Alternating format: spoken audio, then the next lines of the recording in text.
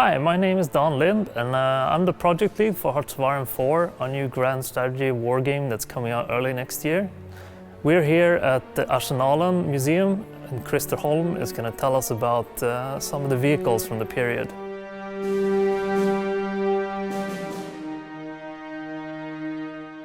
The Spanish Civil War was the war that was fought before the Second World War and was a huge one. In the war there were two different kinds of tanks participating. There were tanks from the Soviet Union with tank guns, cannons, 45 millimeters. And there were tanks from Italy and Germany, like this one, the Panzer I. They only had machine guns, so every time they fought with the tanks from the Soviet Union, they would lose if they met them head on. But superior tactics, superior command and control helped them. So in the end, that was the key to why they won the battle, and they also took over a number of these Soviet tanks. The whole war was one huge training ground and testing ground for different kinds of tactics, technology, etc. that would later be used in the Second World War.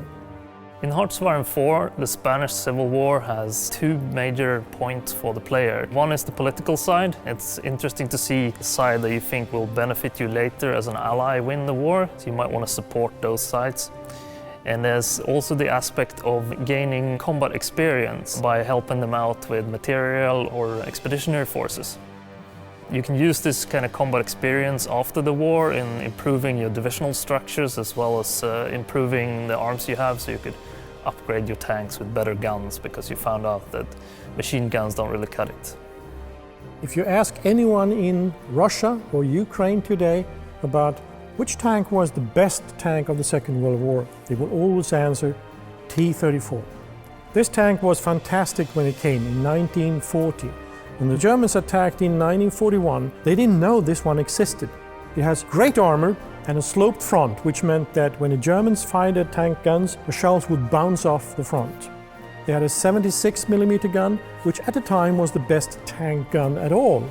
It was a very good tank, but they also had huge problems with it. For instance, in the United States, in Germany, they built tanks to last. You could repair them and you can continue to use them for months and years. In the Soviet Union, the approach was that this tank will only live for a couple of weeks. Then it will be knocked out on the battlefield and another tank will take its place. So everything inside here is very, very crude. They actually lost 62% of all tanks they threw into battle. It didn't all have to do with the quality of this one, because it also has to do a lot with training and tactics.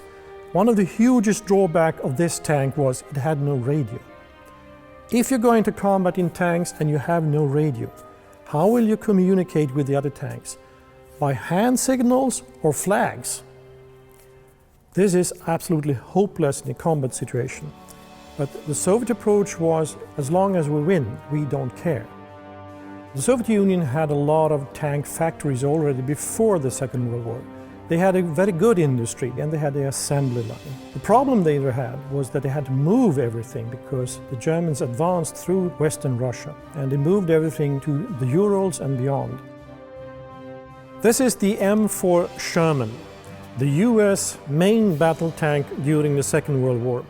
Exported all over the world, to the Soviet Union, to Great Britain, to Canada, etc., etc. It first entered combat in El Alamein and was superior to whatever the Germans could throw against it. This superiority was maybe misunderstood by the Americans because they thought it was going to be superior for a long, long time in the future, but it didn't turn out that way. The armor of this tank is not thick enough. It was good enough in 1942, not good enough in 43, and actually in 1944 it was almost obsolete. The tank gun, which was initially a 75mm gun, was very good in 42, was okay in 43, it was not very good in 1944. The problem with this Sherman was when you hit it, it burned, because the ammunition inside burned. And that led to huge casualties in the crew. But in the US industry, they were very much adapted to listening to what happened in the front lines and changing the tank, because this one was very much doable to change. When it comes to production, the player is faced with the same choice as historical leaders, which is, do you keep what you have, which might be an okay tank, and you have geared up your industry to produce a lot of this, or do you move on to a newer technology? And of course, different nations settle this in different ways. And in the game, you can keep pumping out Shermans and kind of overwhelm the enemy, or you can do as the Germans and try and focus on producing higher quality, but in, of course, smaller quantities. This is also perhaps a good option if you're very low on resources. When the Second World War started, the United States had 75% of all the world's car industry. So what they did was change from civilian cars to military equipment. And within a year they went from producing thousands of civilian cars to producing thousands of tanks and trucks, etc., and almost no civilian cars. US tank production didn't have any problems with getting raw material or anything like that, didn't have to change anything, it just started performing. The US produced 100,000 tanks during the Second World War. The production peaked in 1943, but already by 1942 they were above what anybody else was producing. What Krista mentioned about the production capacity of the US can also be done in-game, so you can convert your huge civilian industry into a military one fairly rapidly, and this is something the US will have a bit of an advantage on. In Germany they had a huge, heavy industry, but it didn't have the assembly line that it had in the United States and in the Soviet Union. The whole industry was more building quality in workshops. So when they started producing tanks, they produced a large number of tanks with high quality but very slow.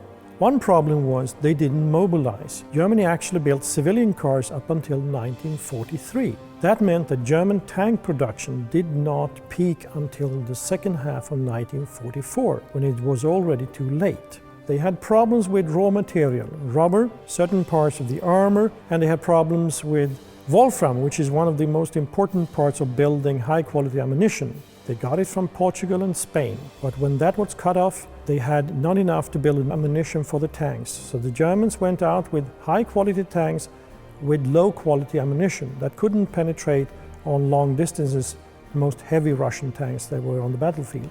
Strategic resources like wolfram, chromium and oil are very important in the game. They are acquired either through conquest, which is going to be something more for the Axis nations, but also through trade. You'll need to have enough of these resources to be effective at producing things. So it's something that's going to be constantly on the player's mind. This is the German Panzerjäger Marder 2, Marder 2 as it's called. This is one example of German ingenuity when it came to improvising. They had a large number of tanks that were obsolete by 1942-1943. They couldn't work as tanks on the battlefield, they couldn't shoot or kill Russian tanks or Allied tanks at all. So what would they do? They took them back to the factories, they took away the turrets, and they put on anti-tank guns on top of these tanks. As you can see, it has no turret. The gun is situated in a combat environment on top of the tank, with a small shield just to protect the crew for machine gun ammunition and shrapnels, etc. It worked.